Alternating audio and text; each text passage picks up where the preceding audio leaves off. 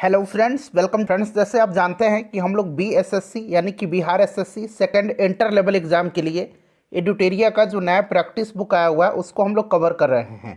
यहाँ पर आप देख भी सकते हैं एडुटेरिया बीएसएससी सेकंड इंटर स्तरीय संयुक्त प्रतियोगिता परीक्षा 2023 और इस बुक में टोटल 15 मॉडल प्रैक्टिस सेट्स दिए गए हैं। आज हम लोग सेट नंबर 12 को पूरी डिटेल में एक्सप्लेनेशन के साथ कवर करने वाले हैं। इससे पहले ऑलरेडी मैंने आपको सेट नंबर 1 से सेट नंबर 11 तक को पूरी डिटेल में कवर करा दिया है। अगर आपने इन सेट्स को नहीं देखे हैं, नहीं लगाए हैं, तो ज़रूर लगा लीजिएगा। इन सभी का लिंक आपको आज की सेशन के डिस्क्रिप्शन बॉक्स में मिल जाएंगे। फ्रेंड्स, अगर आप चैनल पर पहली बार विजिट कर रहे हैं और बीएसएससी इंटर लेवल एग्ज़ाम की बेहतरीन तरीके से तैयारी करना चाहते हैं तो चैनल को सब्सक्राइब कर लीजिए और जो बगल में बेल आइकन है, घंटी का निशान है, उसको भी ज़रूर दबा लीजिएगा ताकि जब भी बिहार एसएससी इंटर एग्ज़ाम से संबंधित कोई भी इम्पोर्टेंट वीडियो अपलोड किया जाए तो उसका नोटिफिकेशन सबसे पहले आपके पास पहुंच जाए। तो चलिए फ्रेंड्स, बिना देरी किए हुए सेशन आज के स्टार्ट करते हैं। एक बार सभी लोग प्लीज़ जल्दी से सेशन को लाइक कर दीजिए और जब सेशन समाप्त हो जाएगा तो इसे कम से कम एक ग्रुप में अवश्य ही शेयर कर दीजिएगा। तो फ्रेंड्स, जैसे मैंने आपको बताया है कि आज इस सेशन में हम लोग बीएसएससी इंटर लेवल एग्ज़ाम के लिए एडुटेरिया का जो नया प्रैक्टिस बुक आया हुआ है उसके सेट नंबर 12 को हम लोग पूरी डिटेल में एक्सप्लेनेशन के साथ डिस्कस करने वाले हैं। इससे पहले ऑलरेडी मैंने आपको सेट नंबर 1 से लेकर के 11 तक को पूरी डिटेल में एक्सप्लेनेशन के साथ कवर कराया हुआ है। अगर आपने इन सेट्स को नहीं देखा है, इन सेट्स को नहीं लगाया है तो ज़रूर लगा लीजिएगा। इन सभी का लिंक आपको आज के सेशन के डिस्क्रिप्शन बॉक्स में मिल जाएंगे। फ्रेंड्स, प्लीज़ एक बार सभी लोग सेशन को लाइक कर दीजिए। चलिए स्टार्ट करते हैं। थोड़ा सा मैं जूम कर देता हूं ताकि प्रश्न जो है आपको स्पष्ट रूप से दिखाई दे।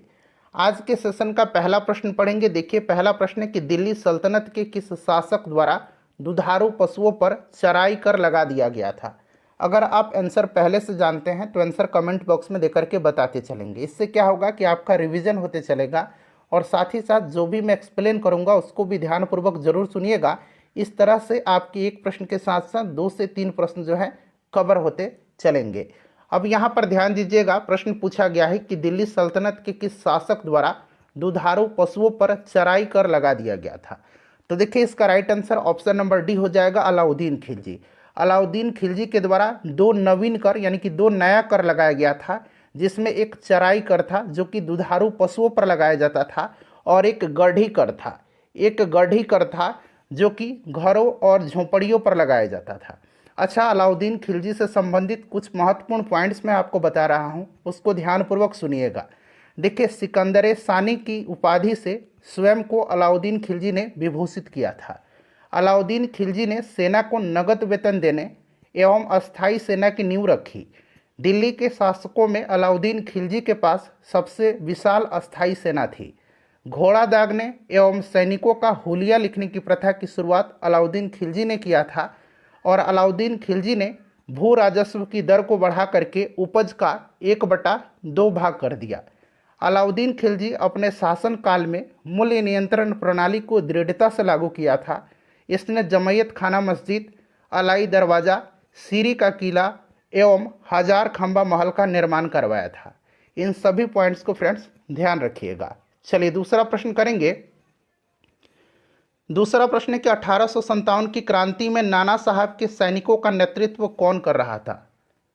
आंसर कमेंट करके बताते चलेंगे। देखिए फ्रेंड्स, अगर हम बात करें तो ये नाना साहब जो थे, इन्होंने 1857 की क्रांति का नेतृत्व कानपुर से किया था और नाना साहब के सैनिकों का नेतृत्व तात्या टोपे कर रहे थे। तात्या टोपे का वास्तविक नाम रामचंद्र पांडुरंग था। ठीक है ना, इसे भी आप ध्यान रखिएगा। Right answer option number C हो जाएगा। तीसरा प्रश्न है कि स्वामी दयानंद सरस्वती का बचपन का नाम क्या था? स्वामी दयानंद सरस्वती जी के बचपन का नाम जो था ये मूल शंकर था। क्या था? मूल शंकर था। और देखिए, दयानंद सरस्वती जी ने 1875 में आर्य समाज की स्थापना किया था और इनके विचार एवं चिंतन की प्रकाशन उनकी प्रसिद्ध पुस्तक सत्यार्थ प्रकाश में हुआ है। सत्यार्थ प्रकाश, ध्यान रखेंगे, दयानंद सरस्वती जी की पुस्तक है। नेक्स्ट क्वेश्चन करेंगे कि भारतीय राष्ट्रीय कांग्रेस के किस अधिवेशन में पहली बार एक महिला को अध्यक्ष चुना गया था? अब यहाँ से 2 तरह का प्रश्न बनता है। पहली बार पूछा गया है तो पहली बार जो है किस अधिवेशन में एक महिला को अध्यक्ष चुना गया था? तो ये 1917 का कलकत्ता अधिवेशन था जिसकी अध्यक्षता कौन कर रही थी? तो एनी बेसेंट कर रही थी। वहीं अगर पूछता भारतीय राष्ट्रीय कांग्रेस के जो अधिवेशन हुए थे, पहली बार प्रथम भारतीय महिला अध्यक्ष कौन बनी थी? तो ये सरोजनी नायडू थी, जो 1925 के कानपुर अधिवेशन की अध्यक्षता इन्होंने किया था। चलिए उसके बाद देखिएगा कि बाल गंगाधर तिलक द्वारा गीता रहस्य नामक पुस्तक की रचना कहाँ की गई थी? तो गीता रहस्य पुस्तक किनकी है? तो बाल गंगाधर तिलक की है, और इसकी रचना इन्होंने जो है मांडले जेल में किया था। मांडले जेल में जो है 6 वर्ष के कारावास के दौरान इन्होंने इसकी रचना मांडले जेल, जो कि वर्मा म्यांमार में है, वहाँ पर इन्होंने किया था। और केसरी मराठी भाषा में और द मराठा अंग्रेजी भाषा में ये जो समाचार पत्र पत्रिका था, इसका भी इन्होंने प्रकाशन किया था। राइट आंसर मांडले हो जाएगा। उसके बाद देखिए गांधी इरविन समझौते के परिप्रेक्ष्य में किसने गांधी और इरविन को दो महात्मा की संज्ञा दिया था? अच्छा, गांधी इरविन समझौता जो है, गांधी इरविन पैक्ट, ये हुआ था कब? तो इसे भी ध्यान रखेंगे, 5 मार्च 1931 को हुआ था। 5 मार्च 1931 को। इसको दिल्ली समझौता के नाम से भी जाना जाता है, ठीक है ना। और इस समझौते के परिप्रेक्ष्य में सरोजनी नायडू ने गांधी जी और इरविन को दो महात्मा की संज्ञा दिया था। तो यहाँ पर सरोजनी नायडू हो जाएगा। अगला प्रश्न करेंगे और सभी लोग अपना अपना स्कोर जरूर कमेंट करके बताइएगा। हम लोग आज 12 नंबर सेट को कवर कर रहे हैं, 3 सेट और बच रहा है। जैसे ही 3 सेट कंप्लीट हो जाएगा, पूरा का पूरा पीडीएफ आपको टेलीग्राम पर मैं दे दूंगा। टेलीग्राम का लिंक आपको डिस्क्रिप्शन बॉक्स में मिलेगा, टेलीग्राम से जुड़ जाइए। भारतीय पुनर्जागरण के पिता राजा राम मोहन राय की मृत्यु कहाँ पर हुई थी? भारतीय पुनर्जागरण का जनक किसको कहा जाता है पिता? तो राजा राम मोहन राय को। भारत में पत्रकारिता का अग्रदूत भी इनको कहा जाता है, ये भी आप ध्यान रखिएगा। देखिए फ्रेंड्स, इनकी मृत्यु पूछा गया है, तो इनकी मृत्यु जो है कहाँ पर हुई थी? तो 27 सितंबर 1833 को। 27 सितंबर 1833 को जो है इनकी मृत्यु कहाँ पर हुई थी? तो इनकी मृत्यु हुई थी ब्रिस्टल में। ब्रिस्टल यहाँ पर राइट आंसर हो जाएगा, ठीक है ना। और फ्रेंड्स ध्यान रखिएगा, इनको राजा की उपाधि जो है अकबर द्वितीय ने दिया था, ये भी आप ध्यान रखिएगा। चलिए, हरिजन सेवक संघ के प्रथम अध्यक्ष कौन थे? अच्छा, हरिजन सेवक संघ की स्थापना किसने किया था? तो 1932 में महात्मा गांधी जी ने किया था, ठीक है।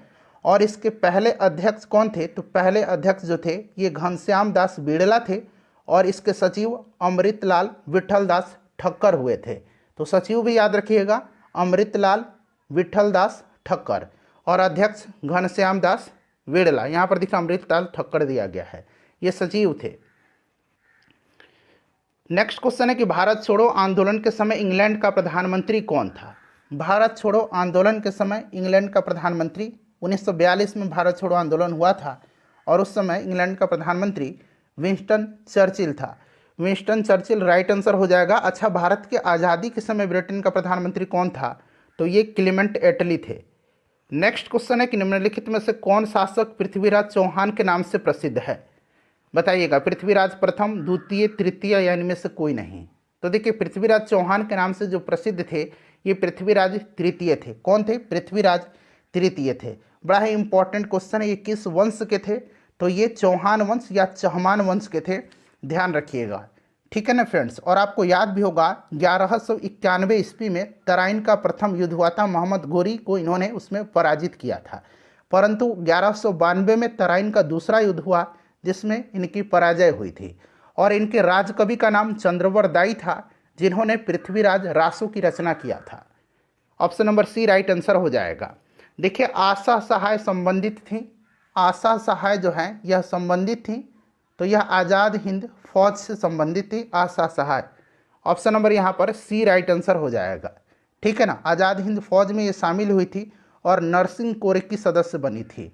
1946 में जापान से स्वदेश लौटने के बाद इन्होंने महिलाओं को हथियार चलाने का प्रशिक्षण भी देने का काम किया था। नेक्स्ट क्वेश्चन है कि बुद्ध की प्राचीनतम प्रतिमा किस शैली में प्राप्त होती है? बुद्ध की सबसे प्राचीन मूर्ति का निर्माण जो है गांधार कला शैली के अंतर्गत हुआ है। गांधार कला शैली को हिंद यूनानी कला शैली के नाम से भी जाना जाता है। गांधार कला शैली की विषय वस्तु जो थी ये भारतीय थी, परंतु कला शैली यूनानी तथा रोमन थी। और कनिष्क जो था कुषाण वंश का शासक, इसी के समय गांधार शैली और मथुरा शैली का सबसे अधिक विकास हुआ है। भरहुत का स्तूप और सांची के स्तूप में कनिष्क द्वारा निर्मित, सांची का स्तूप जो है आपका अशोक के द्वारा है। गांधार कला के ये उदाहरण है। तो यहाँ पर देखिएगा राइट आंसर गांधार हो जाएगा। पंबन द्वीप किस राज्य में स्थित है? पंबन द्वीप जो है यह तमिलनाडु में है। पंबन द्वीप, रामेश्वरम द्वीप भी इसको कहा जाता है और यह प्रायद्वीपीय भारत और श्रीलंका के बीच में स्थित है। इस द्वीप का अधिकांश हिस्सा जो है समुद्र तल के नीचे है। तमिलनाडु यहाँ पर राइट आंसर हो जाएगा। देखिए, हिंद महासागर में लाल धाराओं की नियमित दिशा में परिवर्तन के लिए निम्नलिखित कारकों में से कौन सा एक उत्तरदायी है? हिंद महासागर में, यहाँ पर देखिए, हिंद महासागर में सागर धाराओं की नियमित दिशा में परिवर्तन के लिए निम्नलिखित कारकों में से कौन सा एक उत्तरदायी है? तो ये उत्तरदायी है, हिंद महासागर में मॉनसूनी प्रवाह पाया जाता है। ठीक है ना। राइट आंसर इसका क्या हो जाएगा? ऑप्शन नंबर यहाँ पर बी हो जाएगा। अगला प्रश्न है, सूची दिया गया है, मिलान करना है और इसका आंसर चुन करके बताना है। एक तरफ महासागर है और दूसरी तरफ उनसे संबंधित सबसे गहरे स्थान दिए गए हैं। तो यहाँ पर देखिए, प्रशांत महासागर का आपका हो जाएगा मैरियाना ट्रेंच। ठीक है। अटलांटिक महासागर का हो जाएगा प्यूर्टो रिको गर्त, जो कि यहाँ पर देखिए 4 में दिया गया है। हिंद महासागर का आपका हो जाएगा जावा और आर्कटिक महासागर का हो जाएगा आपका यूरेशियन बेसिन। तो ये आपका हो जाएगा 3, 4, 1 और 2। ये क्रम याद रखिए, 3, 4, 1, 2, 3, 4, 1, 2। तो देखिए कहाँ पर दिया गया, ऑप्शन नंबर यहाँ पर बी में देख सकते हैं, 3, 4, 1, 2। नेक्स्ट क्वेश्चन है कि संयुक्त राज्य अमेरिका के मध्य मैदानों पर चीनुक हवाओं का क्या प्रभाव पड़ता है? चीनुक हवा का अर्थ होता है हिमभक्षी और यह रॉकी पर्वत की पूर्वी ढलानों के सहारे चलने वाली एक गर्म तथा शुष्क पवन है, जो दक्षिण में कोलोराडो के दक्षिणी भाग से उत्तर में कनाडा के ब्रिटिश कोलंबिया तक प्रवाहित होती है और इसके प्रभाव से जाड़े का तापमान बढ़ जाता है और बर्फ पिघल जाती है एवं शीतकाल में हरी भरी घासें उगाती हैं और यह पशुपालकों के लिए लाभदायक होता है क्योंकि इससे चारागाह बर्फ मुक्त हो जाता है। तो ऑप्शन नंबर यहाँ पर ए राइट आंसर हो जाएगा। निम्नलिखित किस पहाड़ी पर पूर्वी घाट पश्चिमी घाट से मिलता है? यानी कि पूर्वी घाट और पश्चिमी घाट का मिलन बिंदु कौन सा है? तो ये आपका इसमें से नीलगिरी पहाड़ी हो जाएगा। ठीक है ना। नीलगिरी पहाड़ी जो हो जाएगा इसका राइट आंसर हो जाएगा। ठीक है। और नीलगिरी पहाड़ी जो है आपको पता है इसकी सबसे ऊंची चोटी पूछा जाता है कौन सी है? तो डोडा बेटा है इसकी सबसे ऊंची चोटी। चलिए उसके बाद देखिएगा कि दंडकारनाय क्षेत्र अवस्थित है। दंडकारनाय का जो क्षेत्र है यह छत्तीसगढ़ और उड़ीसा में अवस्थित है। छत्तीसगढ़ और उड़ीसा में अवस्थित है, याद रखिएगा। ठीक है ना। तो यहाँ पर ऑप्शन नंबर बी हो जाएगा, छत्तीसगढ़ और उड़ीसा दोनों ध्यान रखिएगा। चलिए उसके बाद देखिए कोरी क्रीक यानी कि निवेशिका स्थित है। ये कोरी क्रीक है और एक सर क्रीक है। तो आपसे कोरी क्रीक पूछा जा रहा है, बताइएगा कोरी क्रीक जो है यह स्थित है। कोरी क्रीक जो है यह कच्छ की खाड़ी में स्थित है। तो यहाँ पर आप देख सकते हैं कच्छ के रण में, option number A right answer हो जाएगा। यह गुजरात के कच्छ के रण में स्थित है, अरब सागर के पास में यह स्थित है और यह निवेशिका पूर्ण रूप से भारत के स्वामित्व में है। ठीक है। कोई भी विवाद नहीं है इसको लेकर के, लेकिन सरक्रिक आपको याद रखना है, भारत के गुजरात और पाकिस्तान के सिंध प्रांत को अलग करता है सरक्रिक। ठीक है। चलिए उसके बाद देखिएगा कि निम्न में से किस अनुच्छेद में शहरी स्थानीय निकायों से संबंधित 18 कार्यों की सूची दी गई है? शहरी स्थानीय निकायों से संबंधित 18 कार्यों की सूची जो दी गई है यह किस आर्टिकल में दी गई? अच्छा, ग्राम पंचायत के कितने विषय हैं? तो 29 विषय हैं, इसे भी ध्यान रखिएगा। और यहाँ पर 18 कार्यों की सूची स्थानीय शहरी निकायों को जो है यह 243 डब्ल्यू में दिया गया। ऑप्शन नंबर यहाँ पर ए राइट आंसर हो जाएगा। ठीक है। उसके बाद देखिए निम्नलिखित में से किस मामले में सर्वोच्च न्यायालय ने यह निर्णय दिया कि मौलिक अधिकार और राज्य के नीति निर्देशक तत्वों में मौलिक अधिकार ऊपर है? तो इसका राइट आंसर हो जाएगा आपका 1967 का जो गोलखनाथ बनाम पंजाब राज्य मामला है, उसी में सर्वोच्च न्यायालय ने यह निर्णय दिया था कि जब कभी मूल अधिकार राज्य के नीति निर्देशक तत्वों के टकराव की स्थिति में बनेगी तो मूल अधिकारों को प्राथमिकता दी जाएगी। तो यहाँ पर option number B right answer हो जाएगा। ठीक है। कल मैंने केशवानंद भारतीवाद बताया था आपको। चलिए, केंद्र सरकार का यह कर्तव्य होगा कि प्रत्येक राज्य को बाहरी आक्रमण से रक्षा करे, ऐसा प्रावधान भारतीय संविधान के कौन से अनुच्छेद में किया गया है? तो ये कौन सा आर्टिकल है? तो अनुच्छेद 300 यह 55 है, जिसमें यह प्रावधान किया गया है कि बाह्य आक्रमण या आंतरिक गड़बड़ी से प्रत्येक राज्य की रक्षा करने की जिम्मेदारी केंद्र सरकार की है, यानी कि संघ की है। अच्छा क्लियर करिए, 356 आर्टिकल है एक, और एक 365 आर्टिकल है, दोनों में थोड़ा सा कन्फ्यूजन होता होगा, इसको दूर करेंगे। देखिए अनुच्छेद 356 जो है 356, इसके अंतर्गत किसी भी राज्य के संवैधानिक तंत्र के विफल हो जाने पर, और अनुच्छेद 365 के अंतर्गत केंद्र सरकार के आदेश जो है उसके अनुपालन में राज्य जो है राज्य सरकार उसकी विफलता के मामले में वहाँ पर राष्ट्रपति शासन लागू किया जाता है। तो क्लियर हो गया ना। चलिए उसके बाद नेक्स्ट क्वेश्चन करेंगे कि पिछड़े वर्ग के आरक्षण को लेकर के बने मंडल आयोग ने किस वर्ष अपना रिपोर्ट प्रस्तुत किया था? मंडल आयोग 1979 में केंद्र सरकार की जनता पार्टी की सरकार ने बिंदेश्वरी प्रसाद मंडल की अध्यक्षता में दूसरा पिछड़ा वर्ग आयोग का गठन किया था, और इस आयोग ने अपनी रिपोर्ट 1980 में सौंपा था, और इस रिपोर्ट में पिछड़े वर्ग के लोगों के लिए सरकारी नौकरियों में 27% यानी कि 27% 27% आरक्षण की सिफारिश की थी। और वर्ष 1990 में मंडल आयोग की सिफारिशों को सरकार द्वारा लागू किया गया था। तो सभी क्वेश्चन को सभी पॉइंट्स को यहाँ पर ध्यान रखेंगे। रिपोर्ट 1980 में दिया था, गठन 1979 में हुआ था, और लागू 1990 में किया गया था। चलिए अगला प्रश्न है हमारा कि समान कार्य के लिए समान वेतन क्या है एक? तो यह आर्टिकल 44 में है। एक मिनट, समान कार्य के लिए समान नहीं, समान जो नागरिक संहिता है ये आर्टिकल 44 में है। ठीक है, समान कार्य के लिए समान वेतन जो है यह सुनिश्चित किया गया नीति निर्देशक तत्व में, और अनुच्छेद 39 घ जो है यही प्रावधान करता है कि पुरुष और स्त्री दोनों को समान कार्य के लिए समान वेतन मिलेगा 39 घ में। ठीक है, तो यह एक राज्य का नीति निर्देशक है, और आर्टिकल 44 में समान नागरिक संहिता है। चलिए उसके बाद देखिएगा कि संसदनात्मक शासन व्यवस्था में, तो देखिए संसदनात्मक शासन व्यवस्था में होता क्या है कि विधायिका का कार्यपालिका पर नियंत्रण होता है। ठीक है ना। चलिए, और संसदीय शासन व्यवस्था को भारत में अपनाया गया है, जिसे ब्रिटेन के संविधान से लिया गया है, और एक संघात्मक व्यवस्था है जिसको कि कनाडा से लिया गया है। दोनों ध्यान रखिएगा। Option number B right answer होगा। देखिए निम्न में से किस संविधान संशोधन द्वारा लोकसभा की सदस्यों की संख्या 525 से बढ़ा करके 545 कर दिया गया?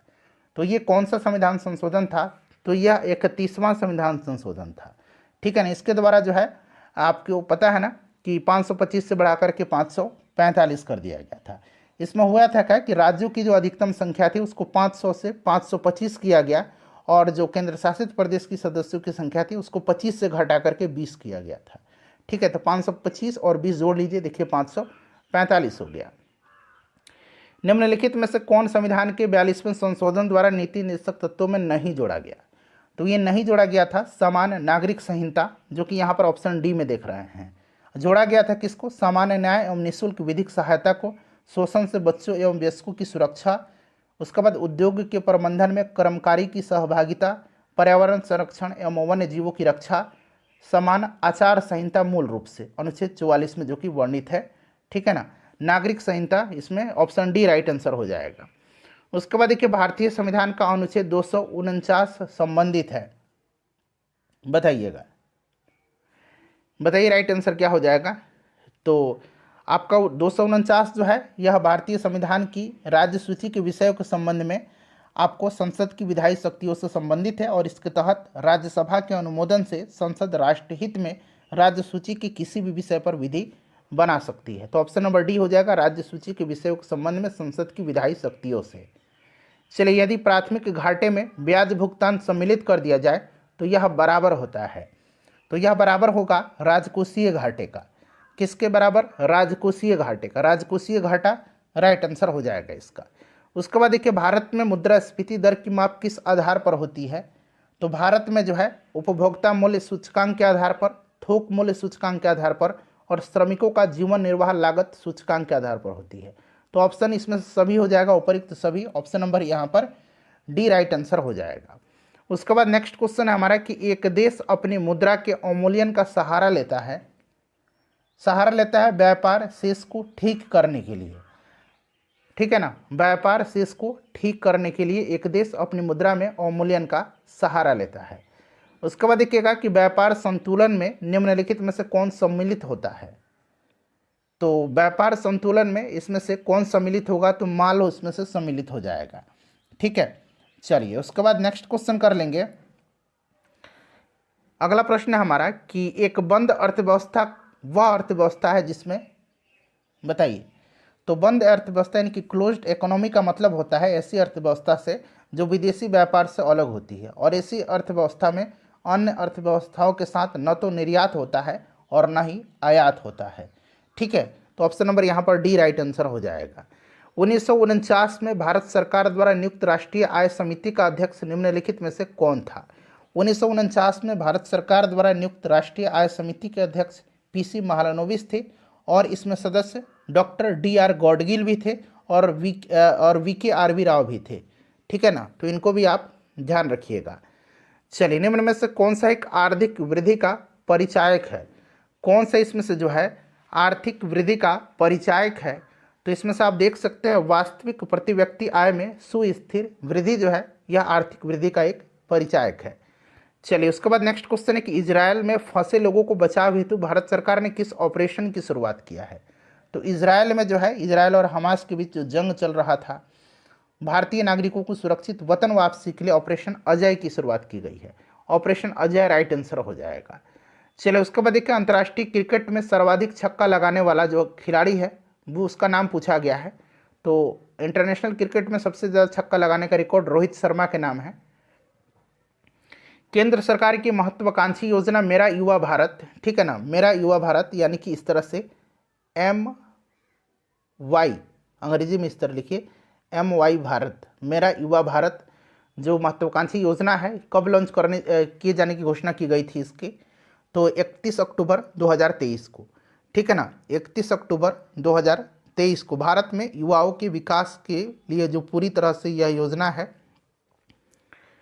31 अक्टूबर 2023 को। ठीक है, चलिए उसके बाद नेक्स्ट क्वेश्चन है 39 नंबर की राष्ट्रीय खेल 2023 का आयोजन कहाँ किया गया। दरअसल यह 37वां जो है राष्ट्रीय खेल था, और इसका आयोजन जो है कहाँ पर किया गया, तो गोवा में किया गया था। ठीक है ना, गोवा में इसका आयोजन किया गया था और प्रधानमंत्री जी ने इसका उद्घाटन किया गोवा। इससे पहले वाला गुजरात में हुआ था 36वां। ठीक है ना, चले एशियन गेम्स 2023 में स्वर्ण पदक जीतने वाली ज्योति सुरेखा का संबंध किस खेल से है। इंपॉर्टेंट क्वेश्चन है क्योंकि इन्होंने गोल्ड मेडल जीता है। कौन, तो ज्योति सुरेखा। इनका संबंध किस खेल से है, तो तीरंदाजी से है। ठीक है ना, ज्योति सुरेखा वेनम इनका नाम है। इन्होंने जो चीन के होंगजू में हुआ था एशियन गेम्स, उसमें जो है व्यक्तिगत तीरंदाजी स्पर्धा में गोल्ड मेडल जीता है। तीरंदाजी हो जाएगा।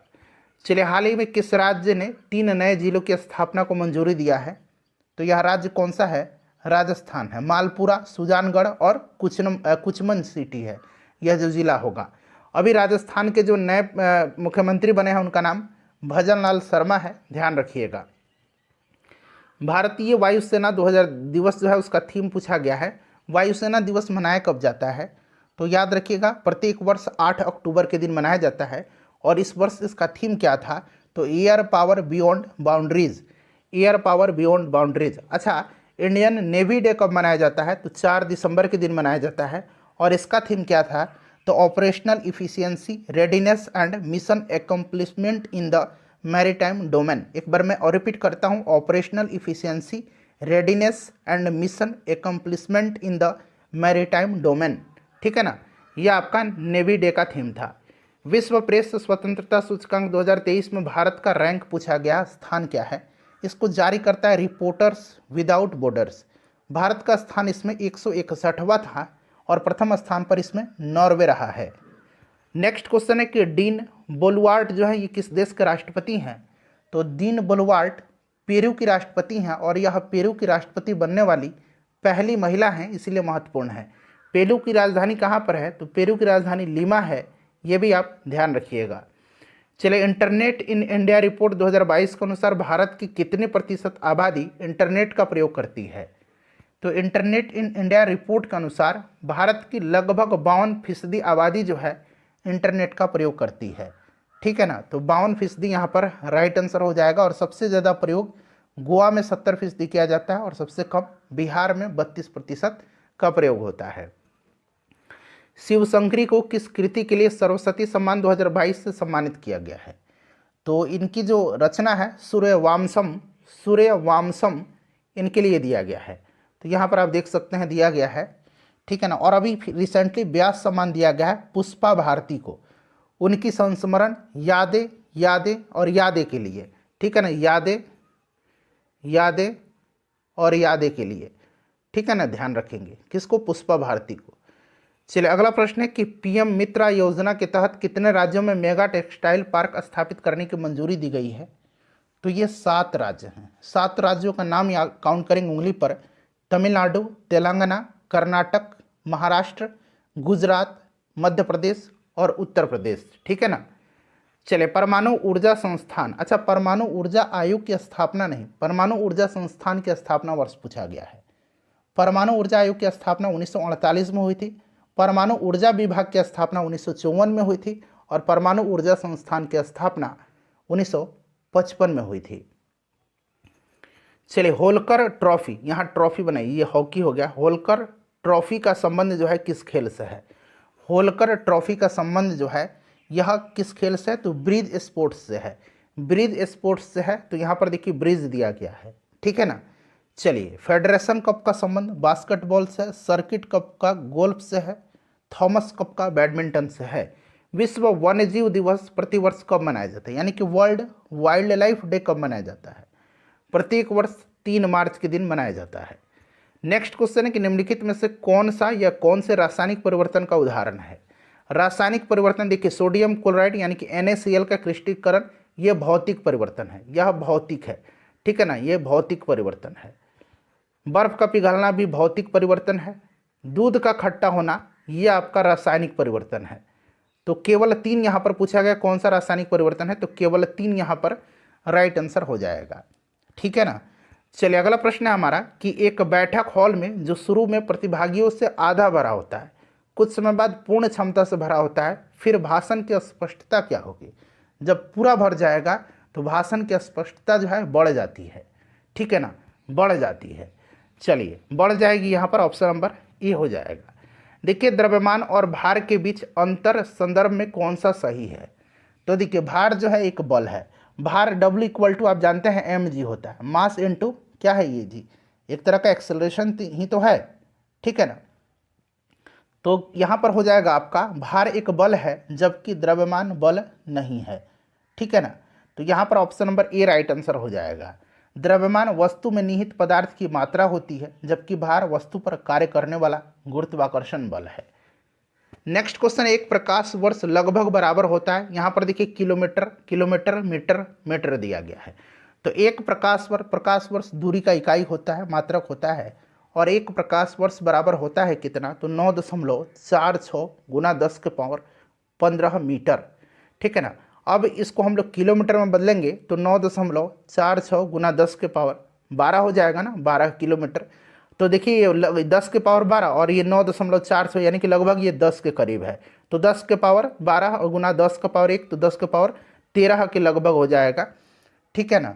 तो यहाँ पर 10⁻13 किलोमीटर के लगभग। तो यहाँ पर देखिए 10⁻13 किलोमीटर के यहाँ पर बना लीजिएगा, 10⁻12 ही दिया गया है।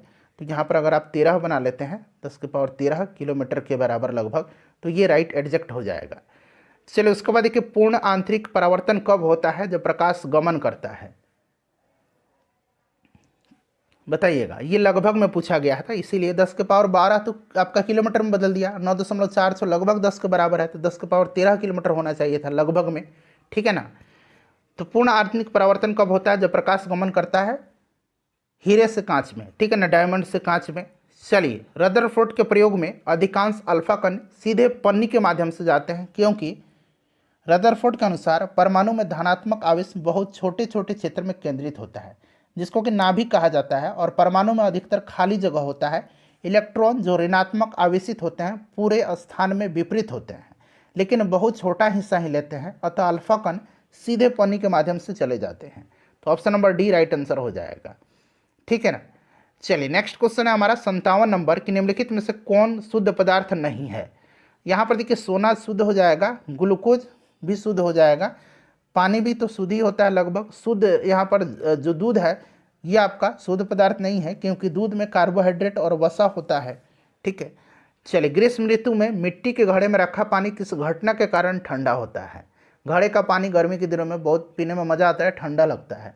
ये होता है वाष्पीकरण के कारण। किसके कारण? वाष्पीकरण, या कहीं कहीं ऑप्शन में आपको वाष्पन भी मिलेगा इस तरह से। तो ऑप्शन डी यहाँ पर राइट आंसर होगा। दृष्टिबाधित छात्र निम्नलिखित में से किसका उपयोग अम्ल क्षार संकेतक के रूप में कर सकता है? दृष्टिबाधित छात्र, तो ये किसके कर सकते हैं? तो वेनिला की गुणमाला। ठीक है, वेनिला एसेंस इसका राइट आंसर हो जाएगा। ठीक है, क्लियर। चलिए राइट आंसर इसका, चूंकि आपको पता है कि एसिड बेस जो इंडिकेटर होता है नीले से लाल और लाल से नीले में जो होता है परिवर्तन करता है क्रमशः जो होते हैं, ये आपका नीले से लाल अम्ल और लाल से नीला क्षार की पहचान दिखाता है, और ऐसा तो दृष्टिबाधित छात्र पहचान नहीं सकता है। इसीलिए इस परिवर्तन का पता लगाने के लिए कि विशेष गंध यानी कि जो वेनिला एसेंस होता है उसका उपयोग किया जाता है। चलिए उत्प्लवनता किस पर निर्भर करती है? उत्प्लवनता जो है यह हमेशा द्रव के ऊपर की ओर लगता है और यह विस्थापित द्रव के द्रव्यमान पर निर्भर करता है। तो ऑप्शन नंबर यहाँ पर डी, विस्थापित द्रव के द्रव्यमान पर। डिटर्जेंट पाउडर जो पाउडर है उसमें फॉस्फेट की भूमिका है। डिटर्जेंट पाउडर में फॉस्फेट का उपयोग कैल्शियम आयन और मैग्नीशियम आयन को हटाने और डिटर्जेंट को अधिक कुशल बनाने के लिए किया जाता है। तो यहाँ पर देखिए कैल्शियम आयन और मैग्नीशियम आयन के पानी से हटाना जो कठोरता के कारण बनते हैं। ग्लूकोमा का उपचार निम्न में से किसके द्वारा किया जाता है? अच्छा, ग्लूकोमा जो है ये आँख की बीमारी है। ठीक है, ग्लूकोमा आँख से संबंधित एक बीमारी है और इसके उपचार के लिए किसका उपयोग किया जाता है? तो इसका इस उपचार के लिए कोलिनर्जिक ड्रग का इस्तेमाल किया जाता है। ठीक है ना, कोलिनर्जिक ड्रग का। चलिए उसके बाद देखिएगा कि पौधे के किस भाग से केसर प्राप्त किया जाता है? सिंपल सा क्वेश्चन है, वर्तिकाग्र से या वर्तिका से। देखिए निम्नलिखित में से कौन सा एक वानस्पतिक प्रवर्धन यानी कि वेजिटेटिव प्रोपेगेशन का विधि नहीं है? तो यहाँ पर देखिएगा बुआई जो नहीं होगा, बुआई जो है चूंकि यह कृषि पद्धति में बीज बोने की एक विधि होती है, तो ऑप्शन नंबर सी होगा, यह एक विधि नहीं है वानस्पतिक प्रवर्धन की। उसके बाद देखिएगा कि निम्नलिखित में से कौन सा कथन एक लिंगी फूलों के लिए सत्य है? यूनिसेक्सुअल फ्लावर के लिए। तो देखिए इसमें पुंकेसर और स्त्रीकेसर दोनों होते हैं, नहीं नहीं ये नहीं होगा। उसके पास या तो पुंकेसर होगा या स्त्रीकेसर, वे पर परागण प्रदर्शित करते हैं। केवल पुंकेसर वाले उभयलिंगी फूल फल नहीं दे सकते हैं, बिल्कुल ये भी सही दिया गया है। तो 2, 3 और 4 इसका राइट आंसर जो कि ऑप्शन नंबर बी होगा। चलिए उसके बाद देखिए डायोस्टोल के दौरान क्या होता है? डायोस्टोल और सिस्टोल आपने सुना है। डायोस्टोल के दौरान निचले हृदय कक्ष शिथिल हो जाता है और हृदय रक्त से भर जाता है। तो यहाँ पर आपका राइट आंसर हो जाएगा हृदय रक्त से भर जाता है। चलिए उसके बाद देखिएगा कि धमनी एक रक्तवाहिका ब्लड वेसल जो है जो रक्त ले जाती है, तो यह रक्त ले जाएगी हृदय से दूर। कैसे? तो देखिए धमनियाँ रक्त को हृदय से दूर ले जाती है, यह ऑक्सीजन युक्त रक्त को हृदय से शरीर के ऊतकों तक पहुँचाती है, इसीलिए। तो यहाँ पर राइट आंसर हृदय से दूर हो जाएगा, option number A correct answer हो जाएगा। कौन सी कोशिकाओं को सच्ची कोशिका नहीं माना जाता है? तो इसमें से अगर हम बात करें सच्ची कोशिका, तो यह आपका प्लेटलेट्स हो जाएगा। प्लेटलेट्स जो है यह सच्ची कोशिका नहीं है, ये मेगा कार्योसाइट्स नामक एक बड़ी यानी कि लार्जर पर्टिकुलर सेल, जिसको कि अग्रदूत कोशिका कहेंगे, ठीक है ना, उसके साइटोप्लाज्मिक टुकड़ा है यह। ठीक है, और प्लेटलेट्स जो है ऑप्शन नंबर यहाँ पर सी राइट आंसर हो जाएगा। चलिए उसके बाद देखिएगा कि सलजम किस कुल से संबंधित है? देखिए सलजम, मूली, सरसों, फूलगोभी ये क्रूसीफेरी से संबंधित हैं। ठीक है, आलू, टमाटर, बैंगन ये सोलेनेसी कुल से संबंधित है। ठीक है, आलू, टमाटर, बैंगन क्लियर। रेननकुलेसी से संबंधित आपका काला जीरा, बटरकप ये सब हो जाएगा, और रूटेसी से संबंधित नींबू, संतरा ये सब हो जाएगा। चलिए उसके बाद नेक्स्ट क्वेश्चन करेंगे कि निम्नलिखित में से कौन सा रोगवाहक और रोग को सुमेलित युग्म। अब यहाँ पर ध्यान दीजिएगा, देखिए क्यूलेक्स जो है इसका फाइलेरिया राइट आंसर हो जाएगा।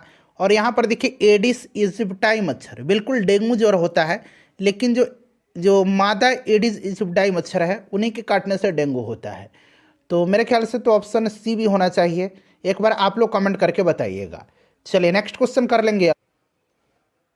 आयरन की कमी से होने वाला एनीमिया किस परजीवी के संक्रमण की जटिलता है? तो एनीमिया इसमें पूछा गया है, आयरन की कमी से एनीमिया होता है, और यह हुक वर्म यहाँ पर राइट आंसर हो जाएगा। ठीक है, चलिए उसके बाद देखिएगा कि निम्नलिखित में से किसका उपयोग प्रोबायोटिक के रूप में किया जाता है। प्रोबायोटिक के रूप में जो है लैक्टोबैसिलस, यहाँ पर ऑप्शन नंबर बी में देख सकते हैं, लैक्टोबैसिलस एसिडोफिलस को प्रोबायोटिक के रूप में प्रयोग किया जाता है। चलिए 73 नंबर क्वेश्चन है, शीतल पेय की बोतल और बच्चों को दूध पिलाने वाली जो दूध पिलाई होती है उसकी बोतल आमतौर पर बनी होती है। तो फ्रेंड्स ये पॉलीस्टायरीन की बनी होती हैं। चलिए उसके बाद देखिएगा कि नाइट्रेट उर्वरकों के अत्यधिक प्रयोग से बच्चों को कौन सा रोग होता है। तो ये रोग जो होता है, ये रोग कौन सा है, तो यहाँ पर आप देखेंगे, यहाँ पर देखिए ऑप्शन नंबर सी हो जाएगा, मैथेमैग्लोबिनीमिया। ठीक है ना, बिनीमिया, यहाँ पर बिनीमिया बना लीजिए, ऑप्शन नंबर सी हो जाएगा। बायोगैस में मीथेन सामग्री कितना है मीथेन का, इसका आंसर आप कमेंट करिएगा और इन 75 प्रश्नों में अपना स्कोर बताइए। वीडियो को लाइक करिएगा और इसको शेयर कर दीजिएगा।